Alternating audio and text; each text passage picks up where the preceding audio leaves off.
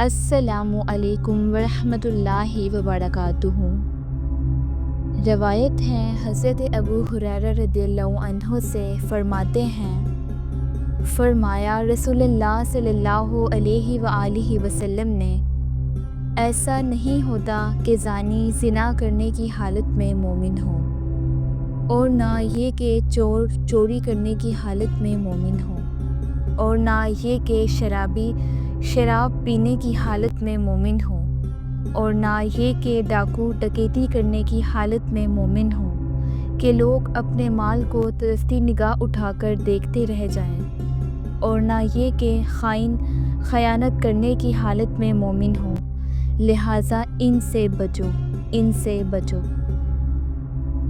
وضاحت: اس حدیث مبارکہ میں حضور صلی اللہ علیہ وآلہ وسلم نے ہمیں خبردار فرمایا کہ بڑے گناہوں کی حالت میں ایمان کا نور انسان کے دل سے عارضی طور پر نکل جاتا ہے۔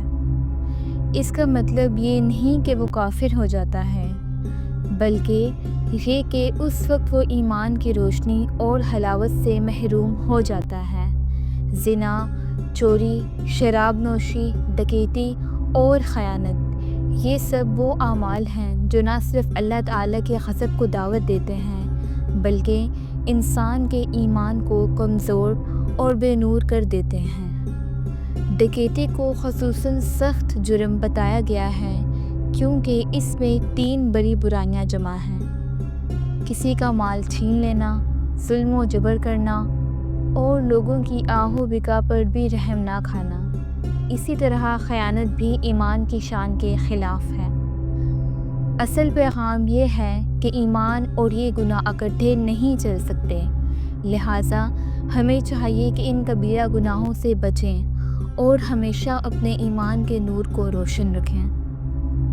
اے اللہ، ہمیں کبیرہ گناہوں سے محفوظ فرما اور ہمارے دلوں کو ایمان کے نور سے منور رکھ۔ یا رب، ہمیں ایسا ایمان عطا فرما جو ہماری زندگی کے ہر لمحے کو روشنی بخش دے۔ آمین۔